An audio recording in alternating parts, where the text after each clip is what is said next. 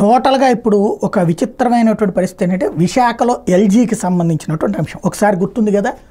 జగన్ హయాంలో LG polymers పేలడం, అదంతా leak అవ్వడం, ఇక అసలు ఎప్పటికి కోలుకుంటారనుకోవడం ఇదంతా నడిచింది. అయితే ఆ సంస్థ మళ్ళీ తిరిగి ప్రారంభం కాల ₹1 కోటి అప్పుడు అందరికీ పరిహారం ఎల్జీ నుంచి ఇప్పించారు. అట్లాగే అక్కడ వాళ్ళకి చెక్ చేయాలి, ఆ సంస్థ బాధ్యత తీసుకోవాలి.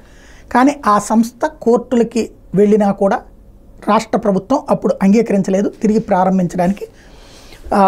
ఎల్జీ అనేటువంటిది జగన్ మనుషులు ఉన్నారు, అందులో జగన్కి సంబంధించిన వాళ్ళు అంటూ అప్పుడు పత్రికలు రాసుకొచ్చినాయి. ఇప్పుడు అదే ఎల్జీ తిరిగి ప్రారంభం కావడానికి రెడీ అయింది. అప్పుడే వాళ్ళు ప్రపోజల్ పెట్టినా కూడా పత్రికల వార్తల కారణంగా జగన్ ప్రభుత్వం ధైర్యం చేయలేదు దానికి అనుమతి ఇవ్వడానికి. ఎల్జీ అనేది అంతర్జాతీయ సంస్థ కాకపోతే ఇప్పుడు పాజిటివ్ వార్తలు బిగినాయి. అంటే మేబీ చంద్రబాబు సర్కార్ ఓకే చేయొచ్చు.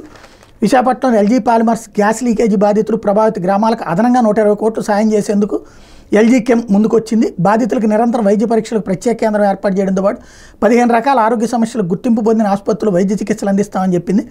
ఎల్జీ పాలిమర్స్ ప్లాంట్ పరిసర ప్రాంతాల్లో నివసిస్తున్న 5,000 కుటుంబాలకు ఆర్థిక సాయం అందించే మార్గాల మీద ఏపీ ప్రభుత్వంతో చర్చించింది. దక్షిణ కొరియాకు చెందిన ఎల్జీ కెమ్ సంస్థ ఉపాధ్యక్షుడు Pin Hak Chol, CFO Chedong Seok, petrochemicals business division chief No Kuklae తదితరులు చంద్రబాబుతో భేటీ అయ్యారు.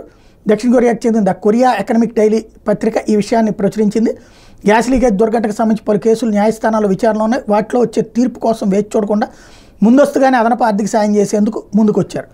దాంతోపాటు ఎల్జీ పాలిమర్స్ ప్లాంట్ని శ్రీ సిటీకి తరలించి అక్కడ కొత్తగా పెట్టుబడులు పెట్టి మ్యానుఫ్యాక్చరింగ్ ఇంజనీరింగ్ ప్లాస్టిక్స్ కాంపౌండ్ తయారు చేయబోతున్నట్టు కంపెనీ ప్రతినిధులు చంద్రబాబుకు చెప్పారు. ఆయన అంగీకరించేస్తారు. అప్పట్లో ఇట్లా చేయడానికి అప్పుడు కూడా ముందుకు వచ్చారు.